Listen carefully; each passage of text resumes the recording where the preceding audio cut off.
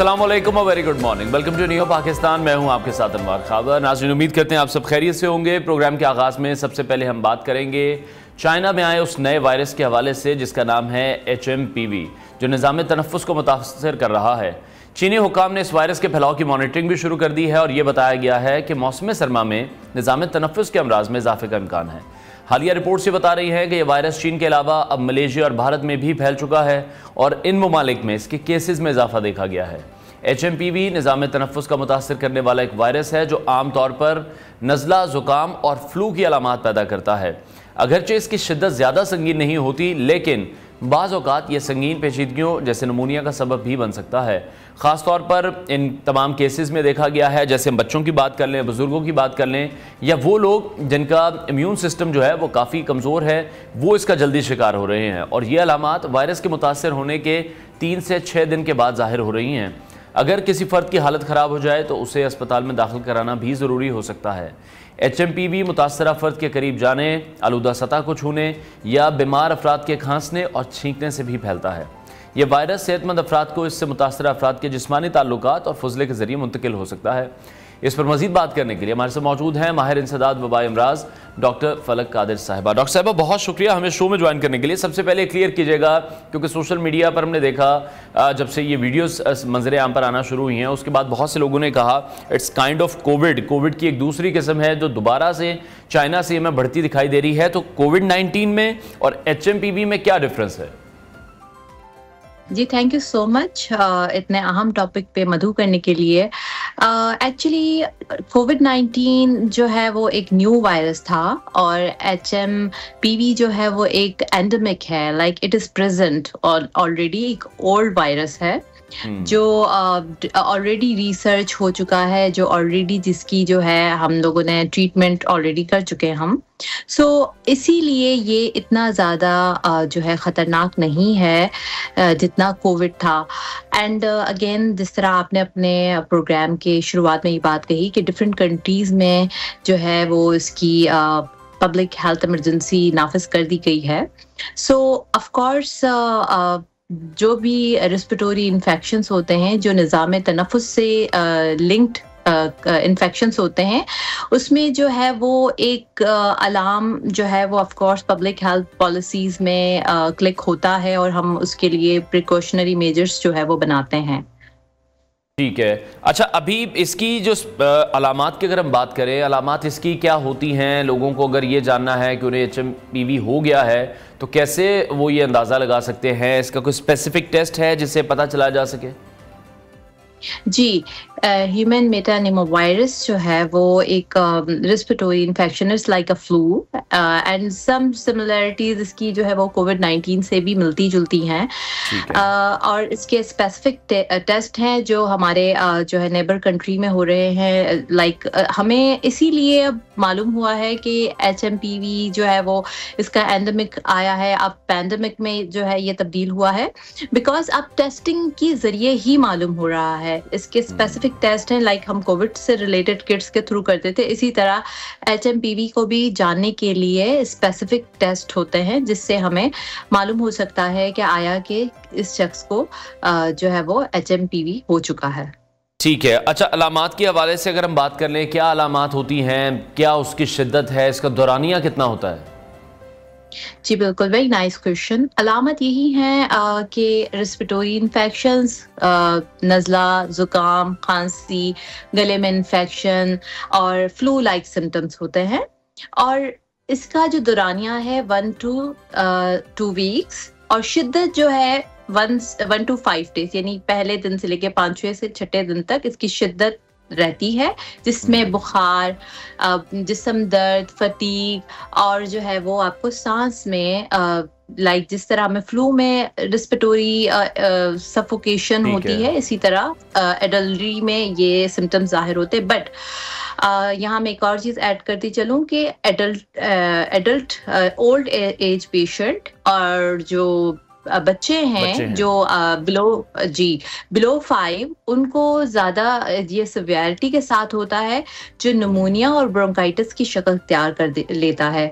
सो इसीलिए बच्चों के लिए और ओल्ड एज जो पेशेंट है और जो जिनको इम्यूनो कॉम्प्रोमाइज है, ऑलरेडी रिस्पिरेटरी इन्फेक्शन ऑलरेडी है, कुछ ना कुछ उनको टाइप 1 फेलियर है या उनके जो लंग्स हैं ऑलरेडी जो है कॉम्प्रोमाइज है, उनके लिए ये थोड़ा सा जो है खतरनाक साबित हो सकता है।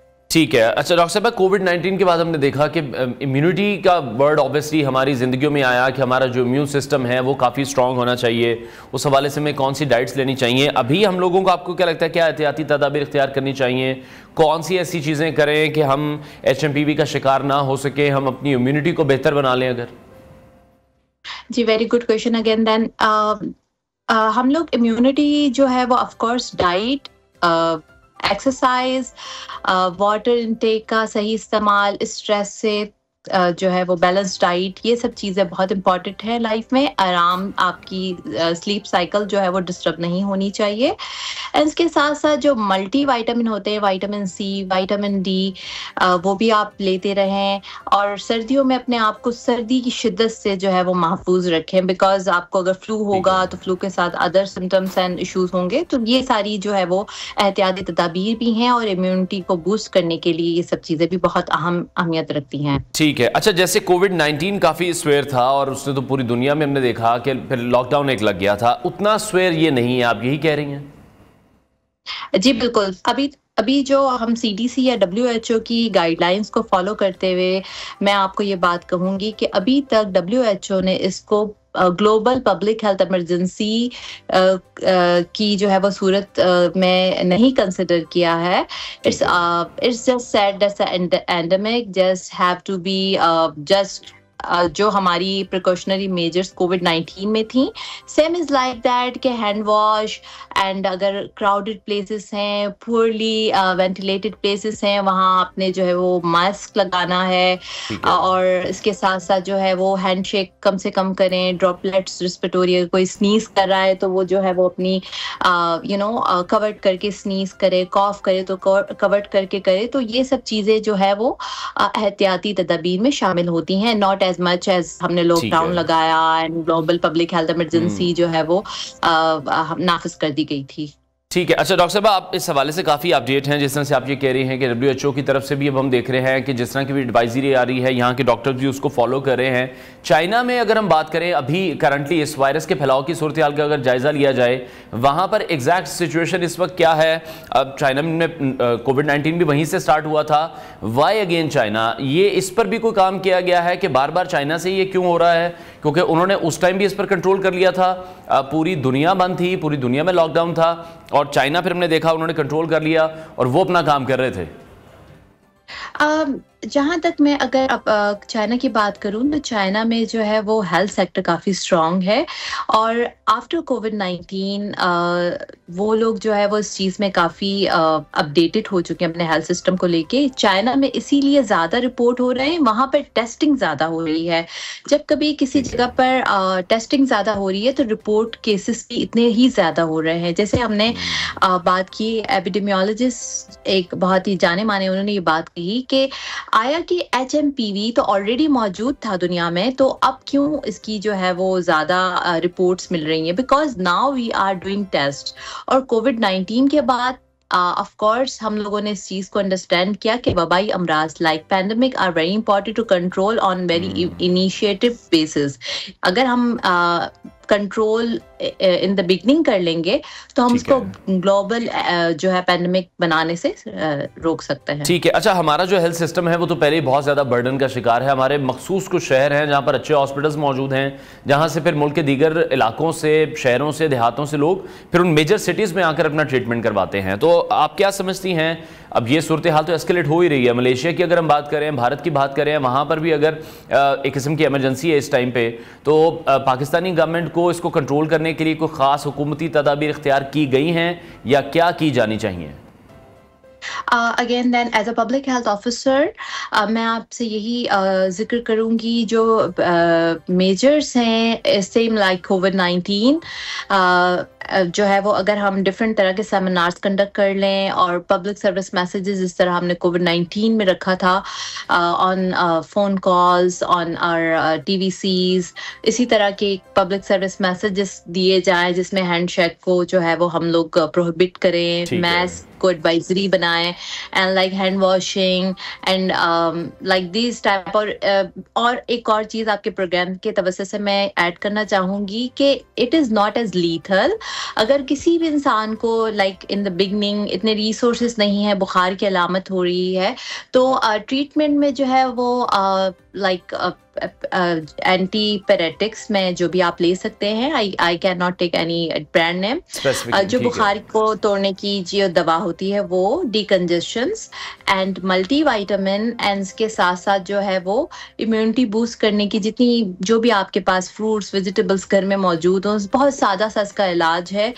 अनटिल अनलेस ये बच्चों को बहुत ज्यादा मुतासर करे तो आप इस इमरजेंसी के तौर पर हॉस्पिटल लेके जा सकते हैं। ठीक है। अच्छा डॉक्टर साहब, अब बहुत बार इस तरह से होता है कि सोशल मीडिया पर भी हमने पहले भी देखा, कोविड-19 के दौरान भी बहुत से ऐसे लोग थे जो खुद साख्ता डॉक्टरी भी कर रहे होते हैं। अभी भी कुछ मैंने ऐसी पोस्ट देखी जिसमें कहा जा रहा था कि अगर हम पहले से ही फ्लू वैक्सीन अपने बच्चों को लगवा लें या खुद को लगवा लें तो हम इससे सेफ रह सकते हैं। ये भी ज़रा क्लियर कर दीजिएगा कि ये फ्लू वैक्सीन हमें लगवानी चाहिए या नहीं लगवानी चाहिए। बिल्कुल, flu vaccine is advisory because right now I am practicing here in USA. यहाँ पर तो फ्री में जो है वो एवरी ईयर फ्लू के शॉट्स जो है वो दिए जाते हैं and it is advisable and it is very good, क्योंकि सम टाइम फ्लू भी आपको बहुत लेथार्जिक कर देता है। So flu vaccine is important, but unfortunately human metapneumovirus की अभी तक कोई वैक्सीन मौजूद नहीं है। ठीक है। और अभी जिस तरह से केसेस में इजाफा हो रहा है आलमी सतह पर भी, आप इसको किस तरह से देख रही हैं? क्या कोई इस तरह के चांसेस भी हैं कि इस वायरस का जो फैलाव है वो फिर बाकी दुनिया में भी हो सकता है? बाहर के मुल्कों में इस वक्त क्या इस हवाले से इकदाम किए जा रहे हैं? जैसे आप भी यूके में मौजूद हैं। जी, मैं अभी यूएस में मौजूद हूँ। ऑफ कोर्स यूएस में भी जी सेम इज लाइक कोविड-19, हम लोग हाथ नहीं मिला रहे एक दूसरे से। We are wearing mask on the highly crowded places and hospitals के अंदर पब्लिक सर्विस मैसेजेस दिए जाते हैं डिफरेंट टीवीसीज के ऊपर, radio channels whatever the medium of communication, वहाँ पर भी पब्लिक सर्विस मैसेजेस क्रिएट किए जाते हैं। और आलमी सतह पर ऑफ कोर्स जब पैंडेमिक रिस्पिरेटरी स्पेशली जो ड्रॉपलेट्स के थ्रू इन्फेक्शन फैलते हैं, इनका बहुत चांस होता है one country to another country, क्योंकि हम ट्रैवल करते रहते हैं और ऑफ कोर्स बहुत सारी चीजें इंपोर्ट एक्सपोर्ट होती हैं, तो ऑफ कोर्स चांसेस हैं इट कुड बी ग्लोबल। ठीक है, बहुत शुक्रिया। माहिर इंसदाद वबाई अमराज डॉक्टर फलक कादिर साहब हमारे साथ इन कॉन्वर्सेशन थी। आपके वक्त के लिए बहुत शुक्रिया। और जिससे हम ये देख रहे हैं कि HMPV से अगेन अगर हमें बचना है तो हमें अपनी इम्यूनिटी का ख्याल रखना है। अगेन से वही प्रोटोकॉल्स हैं जो कोविड-19 के दौरान हम लोग फॉलो करते रहे हैं। हाथ मिलाने से हमें परहेज़ करना है, हमें भीड़ वाली जगहों पर इकट्ठे नहीं होना। अगर कोई ऐसी जगह है तो वहाँ पर हमें फेस मास्क को इस्तेमाल यकीनी बनाना होगा ताकि हम अपने आप को भी सेव कर सकें, अपनी फैमिली को भी और बाकी तमाम लोगों को भी। ब्रेक लेते हैं, ब्रेक के बाद आपको दोबारा ज्वाइन करेंगे।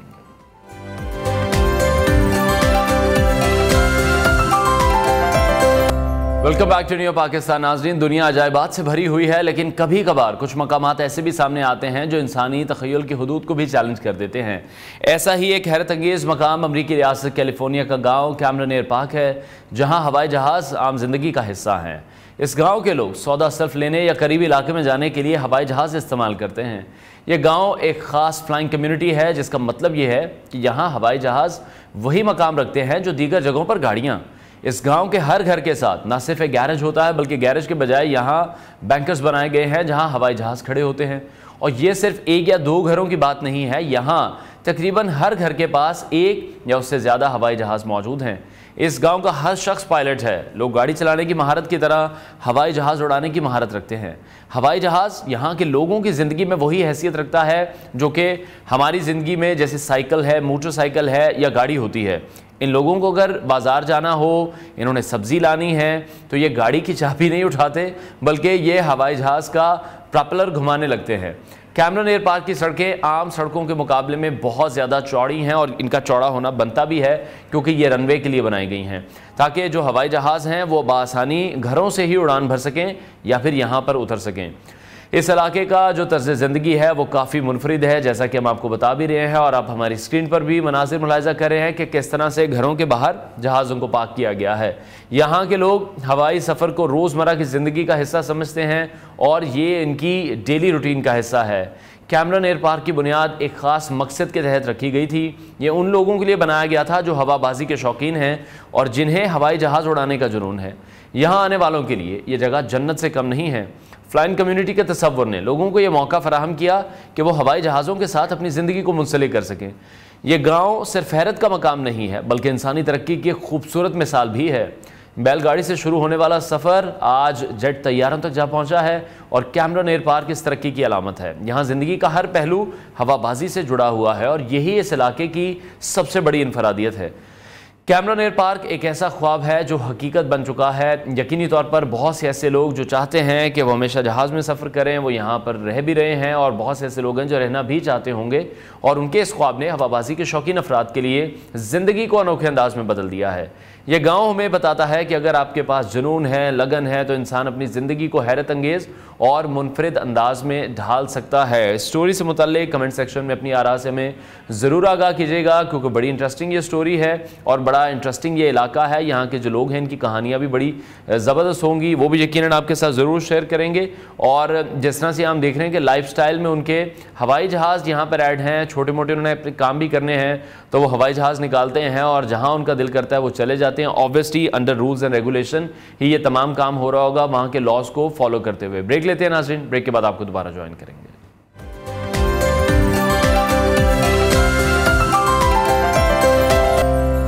Welcome back to new Pakistan. नाज़रीन, शहर कायद कराची ने एक तारीखी लम्हे की मेज़बानी की है जब पाकिस्तान की सबसे बड़ी और आलमी मयार की मैराथन रेस का इनेकाद किया गया। सी व्यू पर वाक़ निशान पाकिस्तान के मकाम पर मुनक्किदा इस मैराथन को वर्ल्ड एथलेटिक्स की मंजूरी हासिल थी जिसने इसे न सिर्फ पाकिस्तान बल्कि बैनुल-अक़वामी सतह पर भी एक मुनफरिद हैसियत दी। इस मैराथन में मुख्तलिफ इक़साम की दौड़ें शामिल थीं जैसे full marathon, half marathon, 10 kilometre relay और 5 किलोमीटर फ़न रेस ताकि हर उम्र और सतह के अफराद इसमें हिस्सा ले सकें।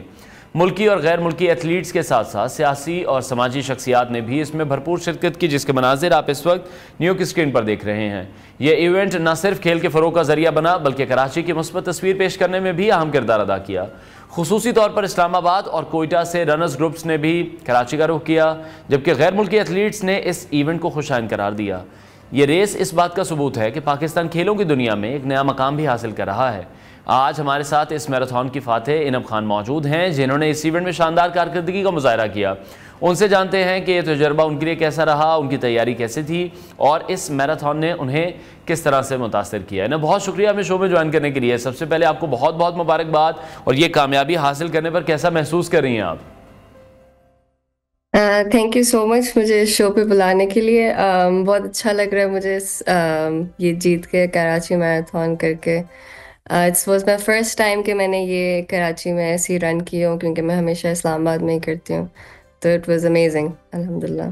ठीक है, और इस मैराथन में हिस्सा लेने के लिए स्पेसिफिकली आपने कोई ख़ास तैयारी की हो? आपकी रोज़मर्रा की क्या रूटीन थी? ट्रेनिंग का क्या शेड्यूल था? जी, एक मैराथन रन करने के लिए आपको if you are complete beginner तो आपको एटलीस्ट 12 वीक्स का आपका एक मैराथन प्लान होता है जो आपने फॉलो करना होता है। मैं क्योंकि 4 से 5 साल से रन कर रही हूँ तो मुझे वो पूरा उस तरह से फॉलो नहीं करना होता। मैं ज़्यादातर 1-1.5 महीने में मैं अपना मैराथन प्लान कवर कर लेती हूँ। तो लेकिन उसके अलावा हमारी बहुत सी जैसे लॉन्ग रन्स होती हैं जैसे 25 to 30 किलोमीटर्स हमने भागना होता है उसमें, तो वो जैसे आपको प्रिपेयर कर देती हैं कि आपने आखिर में जो 42 किलोमीटर्स का जो डिस्टेंस आपने करना है उसके लिए आपको थोड़ा मेंटली और फिजिकली प्रिपेयर कर लेती है। अच्छा, जैसे आपने बताया कि इससे पहले मैराथन रेस में जब आप हिस्सा लेती रही हैं तो इस्लामाबाद में होता रहा है। यकीनी तौर पर बहुत ज़्यादा डिफरेंस है कराची का, इस्लामाबाद का, वेदर का हम कह लें, इंफ्रास्ट्रक्चर का कह लें, वहाँ की आबो हवा का कह लें। तो कराची की मैराथन रेस के माहौल को आपने किस तरह का पाया? इस्लामाबाद में क्योंकि जैसे अप हिल्स और डाउन हिल्स होते हैं तो अप हिल थोड़ा मुश्किल होता है, लेकिन डाउन हिल में आपको वो एक मार्जिन मिल जाता है कि आप अपना अच्छे से टाइम कवर अप कर लें। तो कराची क्योंकि बिल्कुल ही फ्लैट सरफेस है, तो उसमें मुझे थोड़ा सा ट्रिकी लगा था, क्योंकि आपके पास थोड़ा सा मोनोटोनस, थोड़ा बोरिंग सा हो जाता है रूट। लेकिन ऑफ ठीक कोर्स है। इतने ज़्यादा रनर्स थे, और जो पूरी ऑर्गेनाइजिंग टीम थी वो इतने हेल्पफुल थी। तो अच्छा मज़ा आया था मुझे उस इवेंट में, और उसके अलावा सी व्यू के साथ रन करना, तो it was a good change of environment. ठीक है। अच्छा, जिस तरह से गैर मुल्की एथलीट्स भी यहाँ पर थे, उनके साथ दौड़ने का आपका एक्सपीरियंस कैसा रहा?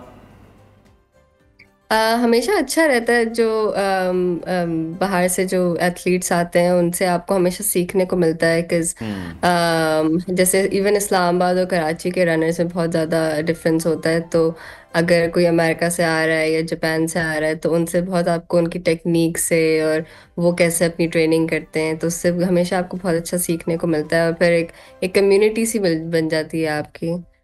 ठीक है। अच्छा इनम, जिस तरह से इस मैराथन को वर्ल्ड एथलेटिक्स की मंजूरी भी हासिल थी, तो ऑब्वियसली मतलब इंटरनेशनल लेवल पर भी इसको देखा जा रहा था। इस मैराथन का इनेकाद, अगर हम ये बात करें कि इंटरनेशनल लेवल पर आलमी मयार पर पूरा उतरता था, आपको ये लगता है या बेहतरी की भी गुंजाइश है? आपको इसमें क्या डिफरेंट लगा? नहीं, माशाल्लाह से बहुत बहुत अच्छा था। मतलब पहली दफ़ा पाकिस्तान में ऐसा कोई इवेंट हो रहा है, मतलब इंटरनेशनली रिकग्नाइज्ड इवेंट हो रहा है। तो इट वाज अमेजिंग कि मतलब हम सबको RFID चिप्स होती हैं वो सब मिली थी, और जो जितने भी ऑर्गेनाइजर्स थे उन्होंने बहुत मेक श्योर किया था कि हम प्रॉपर पैटर्न उसका फॉलो करें, कि कौन कौन सी जगहों से हमने गुजरना है, तो वो स्कैन होगा। हमेशा आई डोंट थिंक कोई ऐसी इम्प्रूवमेंट की गुंजाइश थी, बट आई वुड होप कि नेक्स्ट ईयर और भी ज़्यादा लोग उसमें पार्टिसिपेट करें, और भी अच्छा कंपटीशन हो, ताकि और ज़्यादा हमें मज़ा आए उसको compete करने में। ठीक है। अच्छा, ये जो आपने पार्टिसिपेट किया इस मैराथन में, पर्सनली या प्रोफेशनली इसने किस तरह से आपको मुतासर किया? क्योंकि आपको क्या लगता है, पाकिस्तान में जब हम मैराथन की बात करते हैं, दीगर खेलों की बात करते हैं, दीगर खेलों के फ़रोग के लिए बहुत ज़्यादा काम किया जाता है। तो सॉरी, मैं आपका समझी नहीं सवाल। मैं ये पूछना चाह रहा हूँ कि जैसे हम ये देखते आए हैं कि पाकिस्तान में जो दूसरे स्पोर्ट्स हैं, वहाँ पर बहुत जी। ज़्यादा उनको जिसे हम कह लेते हैं कि सराहा जाता है, या उसके लिए बहुत ज़्यादा इकदाम किए जाते हैं। अगर हम मैराथन के हवाले से स्पेसिफिकली बात करें, आपको क्या लगता है मज़ीद क्या इकदाम किए जा सकते हैं? जी, ऑफ कोर्स, जैसे हमारे क्रिकेट के लिए और बाकी स्पोर्ट्स के लिए बहुत ज़्यादा मतलब फंडिंग मिलती है, और एथलीट्स को भी बहुत अच्छा रखा जाता है। मतलब उसके निस्बत अगर आप एक रनर को देखें, तो उनकी न्यूट्रिशन का इतना कोई ख्याल नहीं रखा जाता, और उनको उस तरह से फंडिंग नहीं मिलती जैसे बाकी स्पोर्ट्स को मिलती है। बिकॉज आई आई नो, मतलब जैसे ये नया स्पोर्ट है, रिलेटिवली न्यू स्पोर्ट है पाकिस्तान में, specially long distance marathon running. तो आई फील लाइक इसको ज़्यादा प्रमोट करना चाहिए, और स्पेशली लड़कियों में उनको एक सेफ एनवायरनमेंट प्रोवाइड करना चाहिए, कि और लड़कियां भागना शुरू करें। क्योंकि आई एम प्रिटी श्योर बहुत सी लड़कियां हैं जिनका बहुत अच्छा रॉ टैलेंट है, वो सिर्फ उससे बाहर नहीं आती, कि उनको कोई अच्छा स्पॉन्सर नहीं मिलता, या फिर उनको उस तरह का कोई इन्वायरमेंट नहीं मिलता कि वो सेफ फील कर रहे हैं, कि वो रन कर सकें। तो आई फील लाइक ये हमारी गवर्नमेंट को इसमें सपोर्ट करना चाहिए, हमारे एथलीट्स को। ठीक है। इनब, आपने एक बड़ी इंपॉर्टेंट बात की, जिसमें से आपने स्पेसिफिकली कहा कि न्यूट्रिशन का पता होना चाहिए, आपको बाकी चीज़ों का आइडिया होना चाहिए, आपको अपनी ट्रेनिंग का पता होना चाहिए। बाहर के ममालिक में हम देखते हैं कि जो एथलीट्स होते हैं उनके साथ उनके न्यूट्रिशनिस्ट होते हैं, उनके फिजियोथेरेपिस्ट होते हैं, उनके जो ट्रेनर्स हैं वो बदलते रहते हैं, इक्विपमेंट जो है वो बड़ा लेटेस्ट उन्हें वहाँ पर मिलता है। यहाँ पर हमारे पास रिसोर्सेज इस तरह से नहीं है। और आपको लगता है कि एथलीट्स भी अपने आप पर इतना काम करते हैं जितना उन्हें करना चाहिए? जी बिल्कुल, आई मीन एथलीट्स जिन जिन के साथ मैंने हमेशा रन किया है, तो मैंने बहुत से डिपार्टमेंट्स, जो आपकी गवर्नमेंट के डिपार्टमेंट्स होते हैं, उनके साथ भी रन किया है।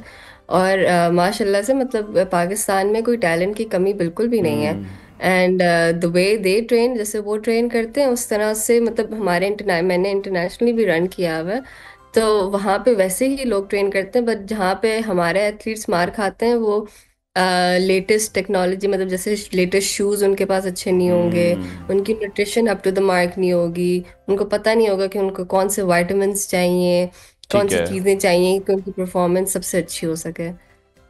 तो ये तो एक पॉजिटिव साइन तो गया है पूरी दुनिया में पाकिस्तान के इमेज को लेकर भी। जब हम ये देखते हैं कि इस तरह के इवेंट्स पाकिस्तान में होते हैं तो इंटरनेशनली भी वो फिर पाकिस्तान को प्रोमिनेंट करते हैं कि यहाँ पर भी इस तरह के खेल हो रहे हैं। आप लोग भी जब बाहर जाते हैं, आप लोगों का भी इंट्रैक्शन होता है, वहाँ से भी फिर पॉजिटिव रिस्पॉन्स ऑब्वियसली पाकिस्तान के एथलीट्स को तो मिलेगा। जी जी, ऑफ कोर्स मिलेगा।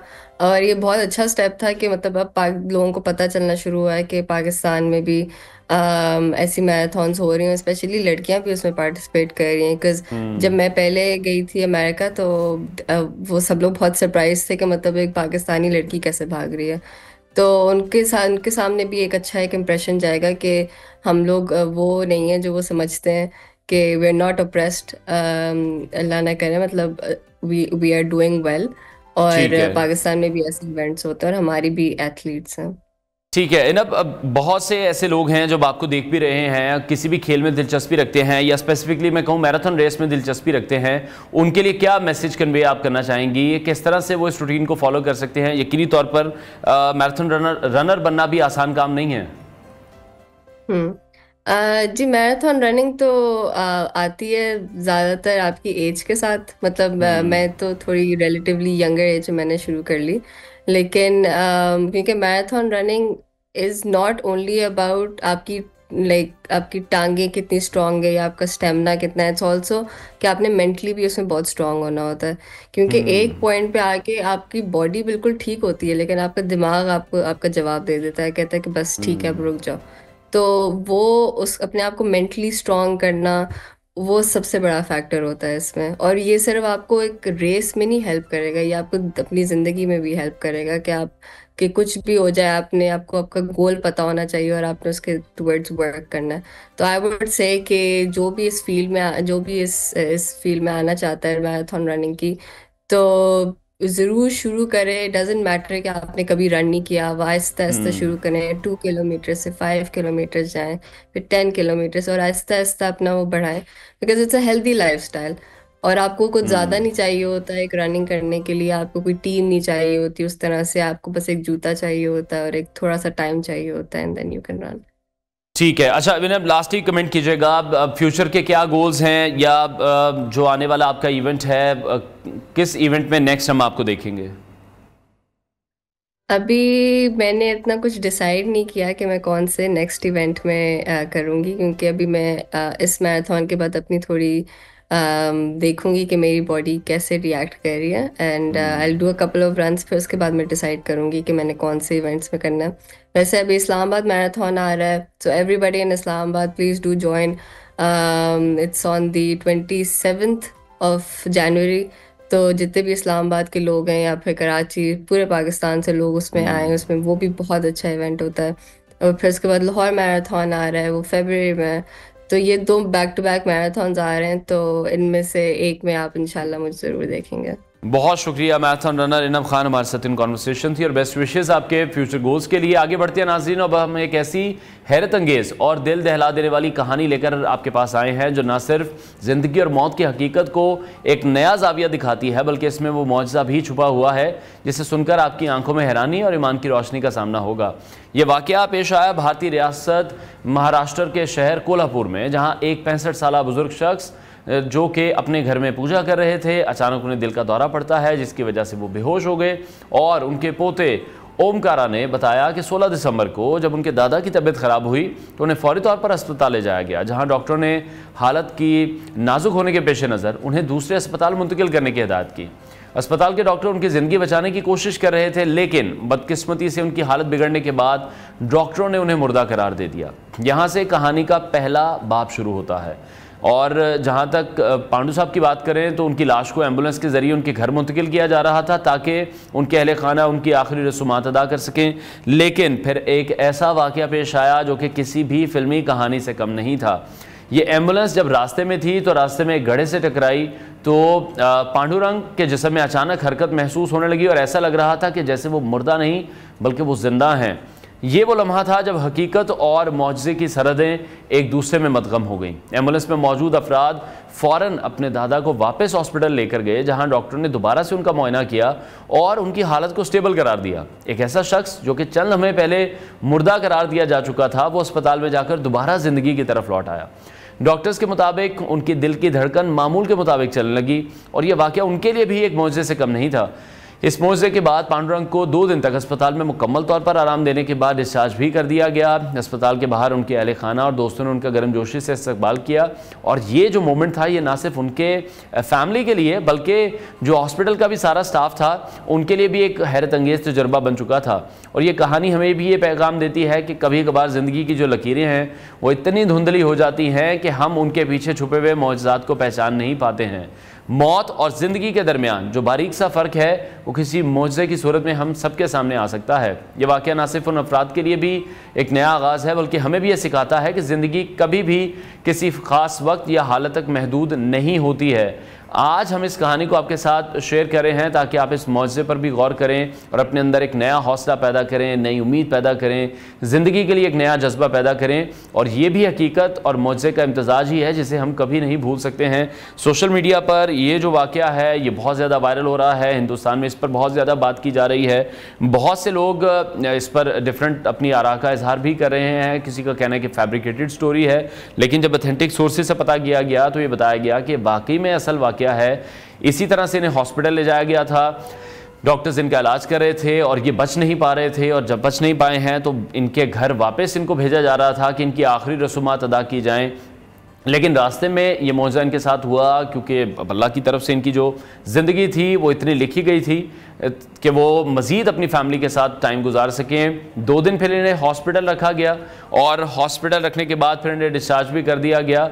तो जब इनके घर वालों को इतला दी गई इस हवाले से वो भी बहुत हैरान हुए, वो खुश भी बहुत ज़्यादा हुए। इनके जो दोस्त थे, इनके जो रिलेटिव थे वो भी हॉस्पिटल में आए और जब इनको वापस घर ले जाया गया तो अहले इलाका भी बहुत ज़्यादा सुनकर हैरान हुए कि किस तरह से हो सकता है कि एक इंसान जो मर चुका था वो दोबारा से ज़िंदा होकर एक बार फिर से उनके बीच में मौजूद है। ब्रेक लेते हैं नाज़रीन, ब्रेक के बाद आपको दोबारा ज्वाइन करेंगे।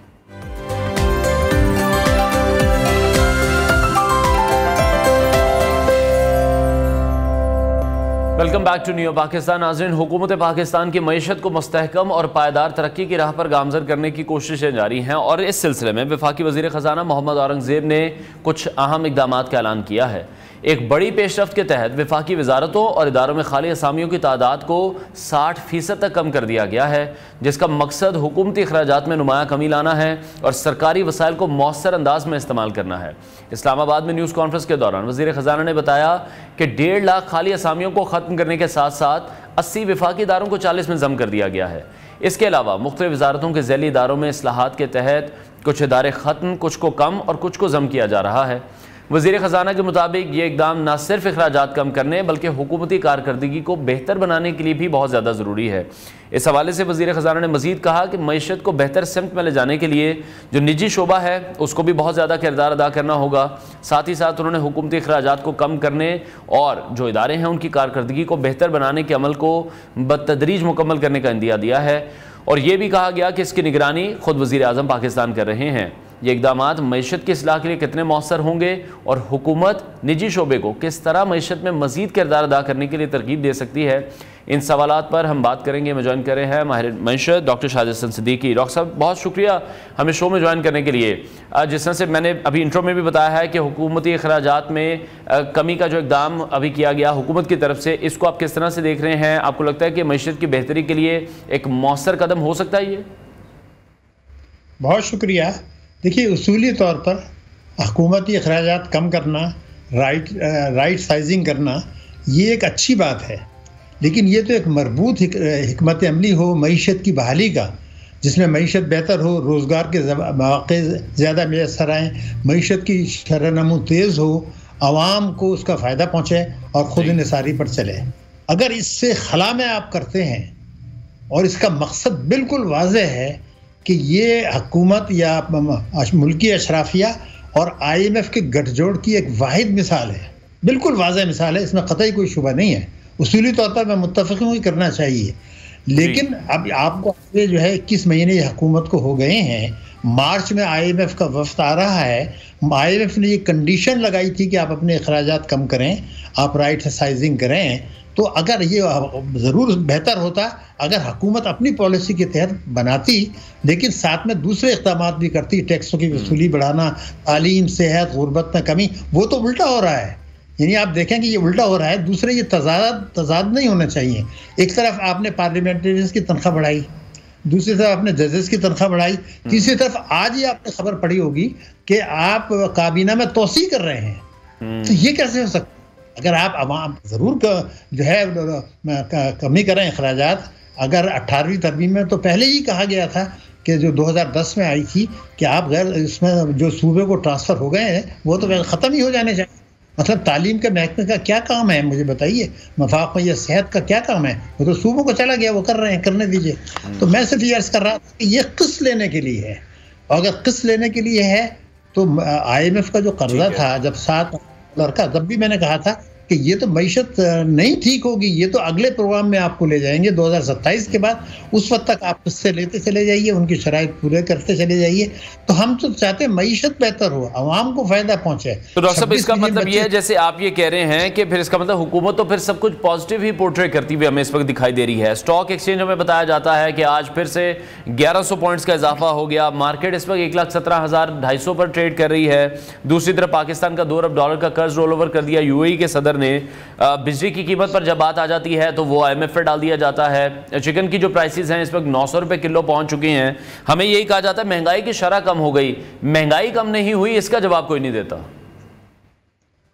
देखिए, बात बिल्कुल वाज़ेह है। आप मेरी गुजारिश समझ लीजिए कि जब आप ये कहते हैं कि एक साल में 13 मिलियन लोग मजीद गुर्बत की लकीर के नीचे चले गए, इसे तस्लीम कर रहे हैं ना, यानी 41% यानी 11 करोड़ मुल्क के मेरे भाई बहनें वो गुर्बत की लकीर से नीचे हैं, ये तो आप तस्लीम कर रहे हैं। तो आपने इसमें कौन सा कदम उठाया कि गुर्बत कम होगी? जब आप ये तस्लीम करते हैं कि 26 मिलियन बच्चे स्कूल नहीं जा रहे, जो दुनिया में सबसे बड़ी तादाद है स्कूल न जाने वालों की, और आइन ने आपके ऊपर जिम्मेदारी डाली है 25A के तहत, सबकी जिम्मेदारी है, हुकूमत की भी है, अदलिया की भी है, कि आप वो हर बच्चे को स्कूल दें।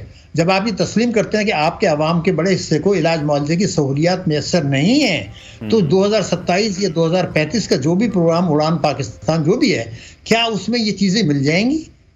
नहीं मिलेंगी, क्योंकि आप तो कम। अब दूसरी बात मैं बड़ी अहम आपको बता दूं, चूंकि आपने नुक्ते बड़े अहम उठाए हैं। देखिए, आप हमारी आबादी बढ़ रही है 2.5% सालाना के हिसाब से, जो दुनिया में वन ऑफ द हाईएस्ट शरह है। हमारे 60% बच्चे, आप खुद फखरिया कहते हैं कि वो नौजवान हैं, और लेकिन 20 लाख आदमी हर साल, चूंकि वो नौजवान है, वो रोजगार की तलाश में हर साल 20 लाख आदमी आते हैं। तो क्या वो 20 लाख आदमियों के लिए आपने रोजगार फराहम करने के लिए कुछ किया, या आपने वो कम किए हैं आसामियां? तो मैं कहता हूँ मजबूत हिकमत अमली बनाती है। ये तो आपने किस्त लेने के लिए, चूंकि मार्च में उनका वफ्द आ रहा है, आप वजीर खजाना ने खुद कह दिया कि ये IMF की शर्त थी, उनका बेंचमार्क था। अगर हमें करना था तो 18वीं तरमीम बहुत पहले कर लेते, आप 21 माह पहले आए थे, कर लेते। तो ये तजादात नहीं होने चाहिए। ज़रूर करें सही कदम, मगर आवाम की फलाह बहबूद, मईशत की शरह-नमू, बेरोज़गारी कम करना, तालीम के मौक़े देना, सेहत करना, ये भी तो जिम्मेदारी है। ये तो फिर इसका मतलब ये 2075 तक भी नहीं होगा, और ये तो मईशत के लिए ख़तरा है, आवाम के लिए जो है तकालीफ है, और पाकिस्तान की सलामती के लिए ख़तरा है कि हमारे इतने लोग जो हैं मायूस हैं, बददिल हैं, और उनको आगे कुछ नज़र नहीं आ रहा। क्योंकि उड़ान पाकिस्तान में आप कह रहे हैं कि जी हम एक्सपेंड करेंगे, यहाँ आप सुकेड़ रहे हैं, ये तो कॉन्ट्रडिक्शन हो गया ना। कैसे? अच्छा, जैसे अभी ये जो स्टेप उठाया गया है हुकूमती इदारों की तरफ से, जो राइट साइजिंग की हम बात कर रहे हैं, इसके दौरान अब ये कहा जा रहा है कि जो प्राइवेट सेक्टर है उसको खदमात आउटसोर्स की जाएंगी। ये मंसूबा आपको क्या लगता है, ये मईशत पर किस तरह से असर डाल सकता है? वफाकी वजीर खजाना कह रहे हैं जो प्राइवेट सेक्टर है वो कैसे ज़्यादा किरदार अदा कर सकता है? प्राइवेट सेक्टर पहले ही तंग है, वो बिजली के बिलों की वजह से तंग है, वो टैक्सेस की वजह से तंग है। ये आपने फिर एक बड़ा अहम नुक्ता उठा दिया। राइट आउटसोर्स बिल्कुल करें, मुझे कोई एतराज़ नहीं है, उसका कितना इम्पैक्ट होगा? मसला क्या है, मैं आपको बता दूं मसला क्या है। आप खुद ही कह रहे हैं, बड़ी अहम बात कह रहे हैं कि निजी शोबे को किरदार अदा करना होगा। मैं देखिए, जब मैंने ऐसी एक दफ़ा बात की थी, अमेरिका में बात की थी, कि अमेरिका में जो अरबपति खरबपति हैं डॉलर्स के, वो क्यों हैं कि वो बैंक उनको कर्जे देते हैं, वो उससे सरहद तजारत ज़राअत चलाते हैं और फ़ायदे उठाते हैं। हमारे मुल्क में, मैंने दुनिया में बैंकिंग की है, हमने कहीं नहीं देखा, और पाकिस्तान में कभी नहीं था, कि बैंकों ने 31,000 अरब रुपया हुकूमत को दे दिया कि आप बजट खसारा पूरा करें। यानी जो टैक्सों की चोरी हो रही है, जो शाहाना अखराजात हो रहे हैं, बजट खसारा है, उसके लिए 31,000 अरब रुपया बैंकों ने दे दिया हुकूमत को।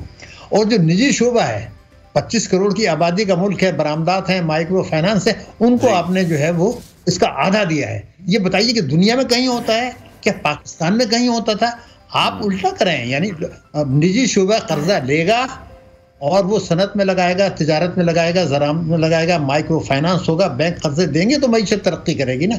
आप तो बजट खसारे के नहीं कर रहे हैं। दूसरा जो आपने खुद नुक्ता उठाया कि हुकूमत ने पूरा जोर लगा दिया है, आज भी वज़ीर आज़म भी जा रहे हैं स्टॉक एक्सचेंज में, आर्मी चीफ भी गए थे, आप स्टॉक एक्सचेंज को ऊपर इसलिए ले जा रहे हैं कि बैंकों के हमने डिपॉजिट कम किए और वो पैसा वहाँ चला गया फंड जो है फंड्स में, जो बैंकों के फंड्स हैं, एसेट मैनेजमेंट कंपनी, उन्होंने स्टॉक एक्सचेंज में लगा दिया और 1000 अरब रुपए के कर्जे दिए जो मईशत की तरक्की के थे, लिए वो कहाँ गया? नॉन बैंकिंग फाइनेंशियल इंस्टीट्यूशंस को।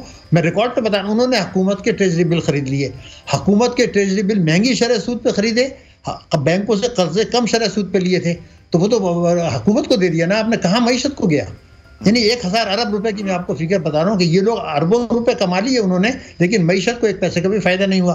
तो आप, हमारा मुल्क ताकतवर मुल्क है, आप आवाम को एजुकेट करें, बड़ी जिम्मेदारी है कि ताकतवर मुल्क है, लोग मेहनती हैं, हमारी फौज कुर्बानियां दे रही है, हमारी पुलिस कुर्बानियां दे रही है, हम आवाम कुर्बानियां दे रहे हैं, तो उनके लिए 15,000 अरब रुपया वज़ीर आज़म ने खुद कह दिया कि IMF कम वसूल कर रहा है। ये राइट साइजिंग में चंद 100 अरब रुपए मिलेंगे। मैं पूछना 15,000 अरब रुपए के लिए तो आपने 2027 जो हदफ रखा है, बड़ा अहम जुमला मैं आपको बता दूं, 2027 तक इन्होंने हदफ रखा है टैक्सों का 13.5%। माजी में ये 14.4 था जब मईशत खराब थी, तो आप तो 2027 में भी ये 15,000 अरब रुपए का जो कम वसूली हो रही है वो नहीं लाना चाह रहे हैं, सूबे भी नहीं लाना चाह रहे, तो वसाइल ही नहीं है, बचत भी आप नहीं कर रहे हैं। तो डॉक्टर साहब, जिस तरह से कहा जा रहा है कि विफाकी वजारतों की या इदारों की तादाद कम कर दी जाएगी, तो इससे ब्यूरोक्रेसी के निज़ाम में आपको लगता है कि बेहतरी और शफाफियत आएगी? इसको ज़रा कमेंट ज़रा कीजिएगा इस पर, क्योंकि वक्त हमारे पास कम है। जी बिल्कुल, अखराजात में कमी होगी, शफाफियत बिल्कुल नहीं आएगी। उसके लिए एहतसाब का निज़ाम होता है, रिवार्ड का होता है। अल्लाह ताला ने एक निज़ाम दिया है, जन्नत और दोज़ख, रिवार्ड एंड पनिशमेंट, वो तो आपका है ही नहीं, अकाउंटेबिलिटी तो है ही नहीं, मेरिट पर तरक्कियाँ हो जाती हैं। तो ये अखराजात ज़रूर थोड़े बहुत कम होंगे, लेकिन उससे नुकसानात और जो आप कर रहे हैं, टैक्स की वसूली नहीं कर रहे, वो कई गुना ज़्यादा है। तो ये शफाफियत वगैरह ये तो सियासी बातें हैं, उसके लिए एक रिवार्ड एंड पनिशमेंट का निज़ाम होता है, नैब का निज़ाम होता है, तरक्कियों का निज़ाम होता है, मेरिट पर अपॉइंटमेंट्स होते हैं, वो तो हो ही नहीं रहे हैं पाकिस्तान में। तो ये तो सियासी बात हो गई, उसूली तौर पर ये हो सकता था, लेकिन क्या वो निज़ाम हम लाए हैं? वो नहीं है बिल्कुल। ठीक है, बहुत शुक्रिया माहिर मईशत डॉक्टर शाहिद हसन सिद्दीकी साहब हमारे साथ इन कॉन्वर्सेशन थे। ब्रेक लेते हैं नाज़रीन, ब्रेक के बाद आपको दोबारा ज्वाइन करेंगे।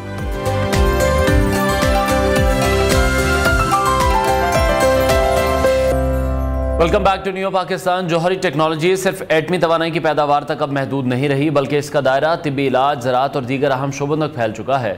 न्यूक्लियर मेडिसिन ने सेहत के मैदान में इनकलाब बरपा कर दिया है, जहां पेचीदा बीमारियों जैसे कैंसर और दिल की बीमारियों की जल्द तशखीस और इलाज मुमकिन हुआ है।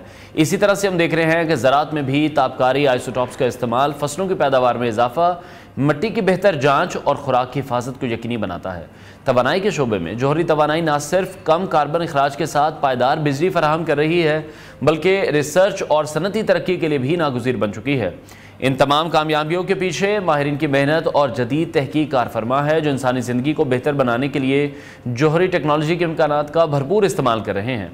आज के इस सेशन में हम इन पहलुओं पर बात करेंगे कि न्यूक्लियर मेडिसिन कैसे बीमारियों के इलाज में मददगार है, ज़राअत के शोबे में किस तरह से खुराक की हिफाजत और पैदावार में इजाफा कर रही है, और तवानाई के मुस्तकबिल में जौहरी टेक्नोलॉजी का क्या किरदार होगा। हमारे साथ मौजूद हैं तर्जुमान Pakistan atomic energy commission Shahid Riaz Khan साहब। शाहिद साहब, बहुत शुक्रिया हमें शो में ज्वाइन करने के लिए। न्यूक्लियर मेडिसिन बीमारियों की तशखीस और इलाज में किस हद तक मौसर साबित हो रही है? जैसे हम पेट स्कैन की बात करते हैं या CT स्कैन की बात करते हैं, इस तरह के जो तरीके हैं ये आम मरीजों की ज़िंदगी पर किस तरह से असरअंदाज हो रहे हैं? देखिए, बहुत शुक्रिया नवार साहब। पाकिस्तान एटॉमिक एनर्जी कमीशन 1956 में कायम हुआ और उसके क़याम के साथ ही पाकिस्तान एटॉमिक एनर्जी कमीशन ने न्यूक्लियर टेक्नोलॉजी का जो इस्तेमाल है इंसानी फलाह के शोबों में करना शुरू कर दिया। आपने सेहत की बात की, हम पहले सेहत की बात कर लेते हैं। 1960 में कराची में एक रेडिएशन फैसिलिटी का क़याम अमल में आया, जो आज फुल फ्लैश कैंसर हॉस्पिटल है कराची में, जिना हॉस्पिटल के साथ, जो एटॉमिक एनर्जी कमीशन के तमाम चल रहा है। और आज 20 कैंसर हॉस्पिटल, जिसमें एक डायग्नोस्टिक सेंटर नारवाल भी शामिल है, पूरे मुल्क में मुख्तलिफ शहरों में मुख्तलिफ दूर दराज के इवन सवात और गिनौर जो हमारा गिलगित में कायम है हॉस्पिटल, वो भी शामिल है। ये तमाम हॉस्पिटल जौहरी टेक्निक्स के ज़रिए मुख्तलिफ तशख़ीसी और इलाज मालजे के हवाले से सहूलियात दे रहे हैं, जो कि कैंसर के पेशेंट्स के लिए बहुत ज़रूरी है। कैंसर ऐसा मोज़ी मर्ज़ है, आपको पता है, पूरी दुनिया में तेज़ी के साथ फैल रहा है। इसके हवाले से जो पूरे मुल्क में हमने एक नेटवर्क सा बिछाया हुआ है अपने कैंसर हॉस्पिटल्स का, इसकी वजह से जो 80% जो कैंसर के नॉन पेशेंट्स हैं, जो जिनको मालूम है कि उनको कैंसर है और वो किसी अस्पताल का रुख कर रहे हैं, उनका 80% जो लोड है पाकिस्तान डायरोलॉजी कमीशन के अस्पतालों पर आ रहा है।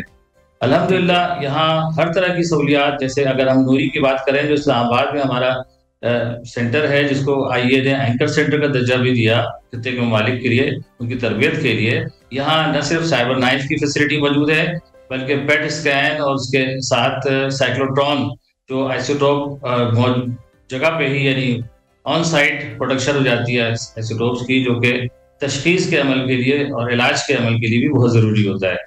तो ये न्यूक्लियर टेक्निक्स का इस्तेमाल इंसानी फलाह के शोबों में बहुत ज़्यादा इस्तेमाल होता है और ये पूरी दुनिया में हो रहा है। ये नहीं कि सिर्फ हम पाकिस्तान में ऐसा कर रहे हैं, पाकिस्तान इसमें लीडिंग रोल प्ले कर रहा है खित्ते के ममालिक में। जो न्यू एम्बार्किंग कंट्रीज हैं, जो कि खित्ते में जौहरी टेक्निक के ज़रिए कैंसर के इलाज के हवाले से कुछ अपना सेंटर कायम करना चाहते हैं, अस्पताल कायम करना चाहते हैं, वो हमारे मुख्तलिफ शहरों में आकर, जिसमें कि इनमोल में हमारा एक बहुत ज़बरदस्त उनका सेंटर लाहौर इनमोल मौजूद है, कराची में किरण मौजूद है, ठीक है, मुख्तलिफ शहरों में मुख्तलिफ नाम से हॉस्पिटल्स मौजूद हैं। ठीक है। तो शायद साहब, अभी न्यूक्लियर मेडिसिन की जब हम बात कर रहे हैं, तो कौन सी नई रिसर्चेस कौन सी हो रही हैं जो इन फ्यूचर हम देखेंगे कि जो इलाज के तरीके हैं फिर उनको भी बहुत ज़्यादा बेहतर बना देंगी? आगे जिस तरह से हम दुनिया आगे बढ़ रही है, इंसानी जो रिसर्च है वो आगे बढ़ रही है, जो हम टारगेट थेरेपी की तरफ ज़्यादा जा रहे हैं। हम चाहते हैं कि जो इर्द गिर्द के सेल हैं, खुलिये हैं, उनको नुकसान पहुंचे बगैर कैंसर का इलाज मुमकिन हो सके। तो अल्हम्दुलिल्लाह इसमें दुनिया में रिसर्च हो रही है, कामयाबियाँ भी हो रही हैं। पाकिस्तान में भी हम बहुत तेज़ी के साथ इस तरफ बढ़ रहे हैं और साइबर नाइफ भी उनमें से एक है। उसके अलावा और भी जदीद तरीके मुतारिफ कराए जाएंगे इंशाल्लाह। ठीक है। और शायद साहब, न्यूक्लियर मेडिसिन को आप किस तरह से आप देख रहे हैं? आम अफराद तक पहुंचने में क्या मुश्किलात अभी तक दरपेश हैं? उनके हल के लिए क्या इकदाम किए जा रहे हैं? पाकिस्तान में जब न्यूक्लियर मेडिसिन की हम बात करते हैं तो उसके फ़रोग़ के लिए मज़ीद क्या इकदाम ज़रूरी हैं? देखिए, पाकिस्तान में जो न्यूक्लियर मेडिसिन की हम बात करें, तो न्यूक्लियर मेडिसिन में मुख्तलिफ किस्म की अद्वियात, जिसको हम रेडियोफार्मास्यूटिकल किट्स कहते हैं, वो इस्तेमाल होती हैं, जिसके ज़रिए हम तशखीस भी करते हैं और उनका इलाज भी होता है मर्ज़ का। पाकिस्तान उन चंद ममालिक में से है जहाँ रिसर्च रिएक्टर मौजूद है। पाकिस्तान में इस्लामाबाद के करीब नेलोर में रिसर्च रिएक्टर मौजूद है, जहाँ हम अपनी जो ज़रूरियात के मुताबिक रेडियो फार्मास्यूटिकल किट्स खुद बनाते हैं, रेडियो आइसोटोप खुद बनाते हैं और इससे हम बहुत सारा ज़र मुबादला भी बचाते हैं। ये तमाम हॉस्पिटल न सिर्फ ये कि पाकिस्तान के जो पाकिस्तान डायरोलॉजी कमीशन के हॉस्पिटल्स में, बल्कि जो मुल्क में मौजूद गवर्नमेंट सेक्टर और प्राइवेट सेक्टर के मुख्तलिफ दूसरे हॉस्पिटल्स में भी हम इन किट्स को फराहम करते हैं, ताकि आवाम को सस्ती दवाएं मैसर आ सकें। तो कैंसर के इलाज के हवाले से देखिए, कैंसर का मर्ज इतना कहने के पेचीदा होता है और इसमें खर्च इतना ज़्यादा आता है कि जो मरीज है वो बहुत परेशान हो जाता है, उसके लवाकिन बहुत परेशान होते हैं कि कैसे इलाज होगा। पाकिस्तान डायरोलॉजी कमीशन के तमाम हॉस्पिटल्स में हम किसी भी स्टेज का मरीज और किसी भी वाली हैसियत के मरीज को एंटरटेन करते हैं। उनको हम कोशिश करते हैं कि उनकी तकलीफ में का मदावा हो सके, उनमें कोई बेहतरी आ जाए उनके मर्ज में। तो न्यूक्लियर मेडिसिन जो है वो रेडियो आइसोटोप के बगैर मुश्किल है, तो उसके लिए हम कोशिश करते हैं कि ज़्यादा अद्वियात मुल्क में ही बन जाए। ठीक है। अच्छा, अब कुछ बात कर लेते हैं एग्रीकल्चर के हवाले से। इसमें ताबकारी आइसोटोप्स का किस तरह से इस्तेमाल किया जा रहा है ताकि जो फसलों की पैदावार है उसमें इजाफा किया जा सके? मट्टी की बेहतर जांच है, खुराक की जो बेहतरीन हम देखते हैं कि हिफाजत है, उसको किस तरह से यकीनी बनाता है ये? देखिए, जैसे मैंने बताया कि हमने इब्तदाई में न्यूक्लियर मेडिसिन एंड ऑन्कोलॉजी या सेहत के शोबे में न्यूक्लियर टेक्निक्स का इस्तेमाल शुरू कर दिया था। इसी तरह से हमने न्यूक्लियर टेक्निक्स का इस्तेमाल ज़राअत के शोबे में भी किया था, क्योंकि ये फूड सिक्योरिटी के लिए बहुत ज़रूरी है। पाकिस्तान एक ज़रूरी मुल्क है और यहाँ पे आपको मालूम है कि आबादी के इजाफे के साथ साथ हमें ग़िज़ा किल्लत का सामना हो सकता है। तो उसको ओवरकम करने के लिए, उस पर काबू पाने के लिए हमने शुरू में ही 1962 में नया टंडोजाम के मुकाम पे न्यूक्लियर इंस्टीट्यूट ऑफ एग्रीकल्चर के नाम से एक इदारा कायम किया। ठीक है। और आज मुल्क में 4 इदारे, जिसमें 2 इदारे फैसलाबाद में हैं, नयाब के नाम से nuclear institute for agriculture and biology, और इसी तरह निपजी national institute of biotechnology and genetic engineering. फिर पेशावर में एक इदारा है nuclear institute for food and agriculture, तो नीफा के नाम से। ये चारों इदारे मिलकर इस वक्त 155 से ज्यादा ऐसी वैरायटीज मुतारिफ करा चुके हैं मुख्तलिफ अजनास की, जिसमें कपास भी है, जिसमें गंदुम भी है, चावल भी है, गन्ना भी है, दालें भी हैं, और मुख्तलिफ अक़साम की जो कि फूड सिक्योरिटी के लिए भी ज़रूरी है और वैसे हमारी मुल्क की मईशत के लिए भी जिनका बहुत जरूरी है। बिल्कुल ठीक है। और शायद साहब, चश्मा न्यूक्लियर पावर प्लांट यूनिट 5 जो है वो पाकिस्तान का सबसे बड़ा न्यूक्लियर पावर प्लांट होगा। इसकी तामीर से मुल्क की तवानाई की जरूरियात हैं, वो किस हद तक पूरी हो जाएंगी? देखिए, इस वक्त जो मुल्क की जनरेशन कैपेसिटी है उसमें न्यूक्लियर टेक्निक, न्यूक्लियर एनर्जी का जो रोल है, यानी न्यूक्लियर से जो बिजली पैदा होती है उसका जो शेयर है वो 18% है। वक्त के साथ साथ हमें इसमें इजाफा करने की जरूरत है और इससे ये होगा कि सस्ती बिजली भी पैदा होगी और माहौल दोस्त बिजली भी पैदा होगी। C5 मुल्क का सबसे बड़ा न्यूक्लियर पावर प्लांट है, जिसकी तामीर का बाकायदा आगाज किया जा चुका है। इंशाल्लाह 2030 तक हम उसको तकमील करने के बाद 1200 मेगावाट बिजली कौमी ग्रिड को मजीद दे सकेंगे। इस तरह से अगर हम बिजली घर लगाते गए, एटमी बिजली घर, तो इंशाल्लाह मुल्क में साफ सुथरी सस्ती बिजली का इजाफा सिस्टम में बढ़ जाएगा। इससे बिजली के नर्ख भी कम होंगे और जो दुनिया में इस वक्त एक तहरीक चल रही है कि क्लाइमेट चेंज के हवाले से ऐसी बिजली को फरोग दिया जाए जो कि ऐसे जराए से बनती हो जिसमें कार्बन कम से कम उसका अखराज हो। तो न्यूक्लियर टेक्निक्स के हवाले से या न्यूक्लियर बिजली के हवाले से ये बात मैं बताता चलूँ कि इसमें कार्बन फ्री बिजली है, कोई GHG गैसेस का अखराज नहीं होता, किसी किस्म की भी कार्बन का अखराज इसमें नहीं होता। ठीक है, यानी कि जो C5 न्यूक्लियर पावर प्लांट है उसकी अगर तामीर शुरू हो गई है, इसके ऑपरेशन से भी माहौल पर आप ये कह रहे हैं कि बुरे असरात फिर मुरतब नहीं होंगे? इससे अच्छे, यानी दुनिया को जो जरूरत है हम उस तरफ बढ़ेंगे। दुनिया इस वक्त ये कह रही है कि जिन ममालिक में अगर आप उन जराए से बिजली पैदा करेंगे जिससे कार्बन ज्यादा अखराज हो, तो वो तो ये हो रहा है कि उस पर टैक्स भी लगाया जाएगा और बहुत कुछ होगा। तो हम तो अल्हम्दुलिल्लाह अगर न्यूक्लियर से बिजली पैदा करेंगे तो फिर ये माहौल दोस्त भी होगी, ये आपको हर वक्त अवेलेबल भी होगी। इसकी एनर्जी सिक्योरिटी का आलम ये है कि यहाँ पे आपको नए सिरे से कोई ईंधन मंगवाने की जरूरत नहीं होती है। कोई 18 महीने तक का जो ईंधन है वो साइट पे मौजूद होता है। तो इसलिए ये हर लिहाज से बेहतर तवानाई का जरिया है, सिर्फ इसको फरोग देने की जरूरत है। ठीक है, बहुत शुक्रिया। तर्जुमान Pakistan atomic energy commission Shahid Riaz Khan साहब हमारे साथ इन कॉन्वर्सेशन थे C5 के, जिसमें से वो बता रहे थे कि 1200 मेगावाट की पैदावार के साथ पाकिस्तान की जो तवानाई की पैदावार है उसमें बड़ी अच्छी तब्दीलियां यहाँ पर आएंगी और C5 न्यूक्लियर पावर प्लांट की जो तामीर है वो भी शुरू कर दी गई है। इस ऑपरेशन से माहौल पर जो असरात हैं वो भी बुरे मुरतब नहीं होंगे और यकीनी तौर पर खुशाइन बात है, जिस तरह से शाहिद साहब भी हमें ये गाइड कर रहे थे कि पाकिस्तान में जो एनर्जी क्राइसिस हैं फिर उनको हम बड़े आसानी से कम्पीट कर सकेंगे। ब्रेक लेते हैं, ब्रेक के बाद आपको दोबारा ज्वाइन करेंगे।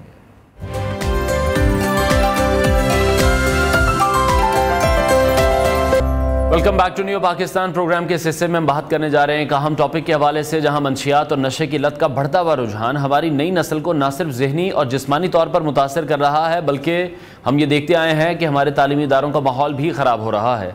स्कूल और कॉलेजेस में नौजवानों में मंशियात का इस्तेमाल एक संगीन मसला बन चुका है, जो कि हमारी कौम के मुस्तकबिल के लिए बड़ा ख़तरा है।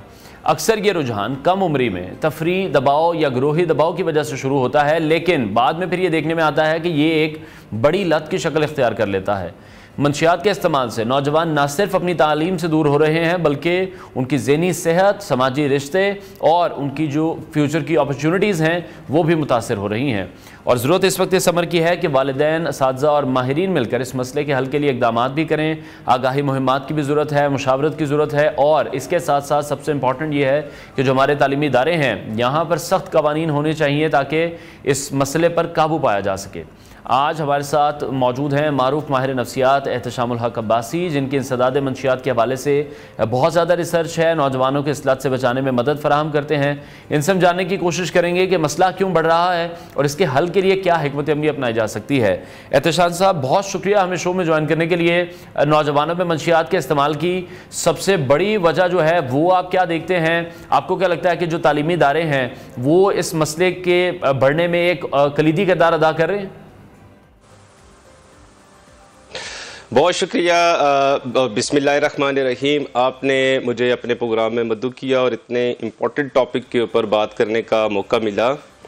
पाकिस्तान में पिछले कुछ सालों से बहुत ज़्यादा मंशियात का इस्तेमाल हो रहा है और स्पेशली हमारे जो नौजवान हैं, चाहे वो ख़वातीन हैं या मर्द हैं, वो इस लत के अंदर बहुत तेज़ी के साथ आ रहे हैं। और अनफॉर्चुनेटली हमारे जो मुक़द्दस जगह हैं, जो हमारे तालीमी इदारे हैं, उन तालीमी इदारों के अंदर भी मंशियात का बहुत बढ़ता हुआ रुझान देखा गया है। अच्छा, नशे के इस्तेमाल की मुख्तलिफ वजूहातें, चंद वजूहात मैं आपके सामने अभी बयान करूँगा और अपने नाजरीन को भी ये बताना चाहूँगा कि किन वजूहात की बिना के ऊपर एक नौजवान नशे का आदी बनता जा रहा है और क्यों नशे का इस्तेमाल कर रहा है। तो उसकी सर चंद जो बुनियादी वजूहात हैं, उनमें से एक वजह ये है कि नौजवान अपने मूड को ठीक करने के लिए नशे का इस्तेमाल कर रहे हैं। नौजवान ये समझता है, एक मर्द है या खातून है या एक लड़का है, वो ये समझता है कि मेरा मूड ख़राब है। अब मूड को ठीक करने के लिए नशे का इस्तेमाल किया जा रहा है। इसकी पहली तो बुनियादी वजह ये है कि मूड की ख़राबी सबब बनती है मंशियात का इस्तेमाल करने के लिए। ठीक है। दूसरी सर सबसे जो इम्पोर्टेंट वजह ये है कि वालिदैन का जो आपस के अंदर बच्चों के साथ रिलेशनशिप है, उसके अंदर बहुत ज़्यादा गैप आता जा रहा है। उस गैप की वजह से, उस कम्युनिकेशन के फुकदान की वजह से बच्चे मंशियात की तरफ बढ़ते चले जा रहे हैं। आज से कुछ साल पहले आप पीछे चले जाएं, माजी करीब में भी आप देख लें या और थोड़ा सा पीछे चले जाएं, तो वालिदैन का अपने बच्चों के साथ एक बहुत स्ट्रॉन्ग रिलेशन था।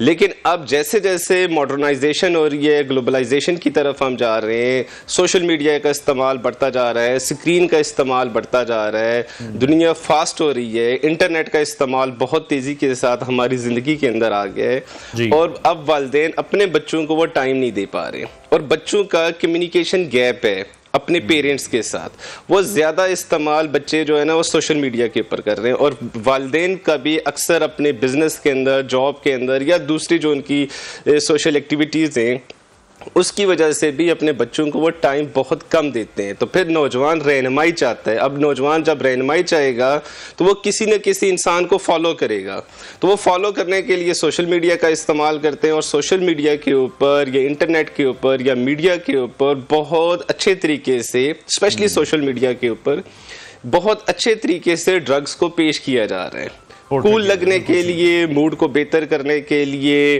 अपने आप को एंजॉयमेंट और एक्साइटमेंट की वजह से अपने आप को ज्यादा हाई करने के लिए आप ड्रग्स की तरफ जा रहे हैं। तो ये जिस तरह से आप भी ये कह रहे हैं कि मूड को बेहतर करने के लिए किया जा रहा है, कहीं ना कहीं ये भी एक पीर प्रेशर जो होता है, बच्चों पर कूल लगना है, अपना जो एक ग्रुप है उसके साथ अगर आपको कंटिन्यू करना है, उसके साथ रहना है, ये भी इसके इस्तेमाल का एक बड़ा सबब है।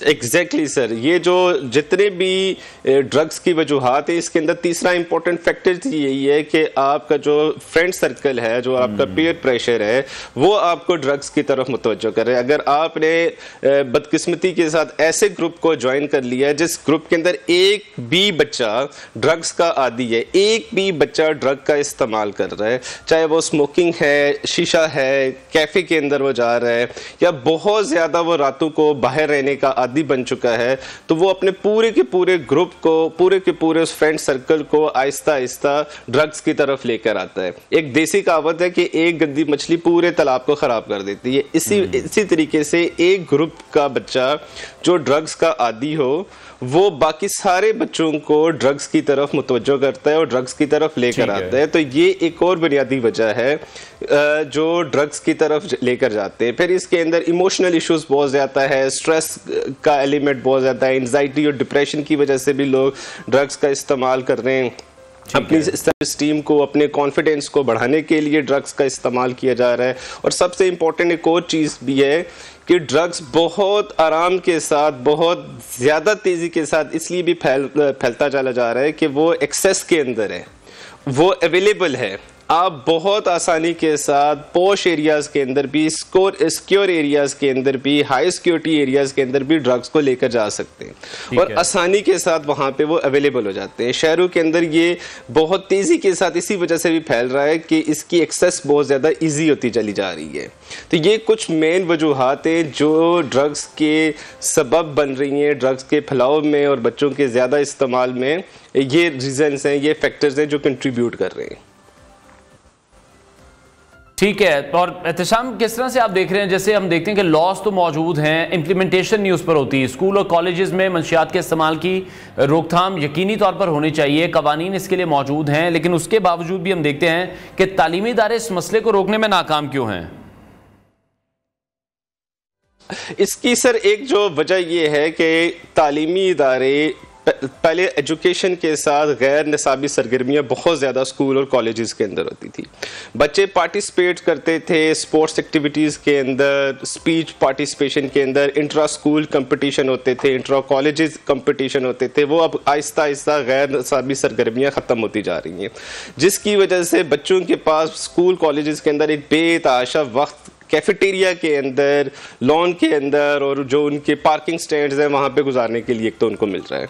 सेकंड नंबर पे स्कूल के अंदर ऐसा कोई कानून मौजूद नहीं है अभी तक, ना ही इम्प्लीमेंट कर रहे हैं इस चीज़ को। अगर मौजूद भी है कि बच्चों का डोप टेस्ट हो, बच्चों का ड्रग टेस्ट हो, बच्चों की ड्रग प्रोफाइलिंग की जाए और बच्चों को ये स्क्रीनिंग की जाए कि कौन कौन से लोग इस मंशियात के अंदर हैं।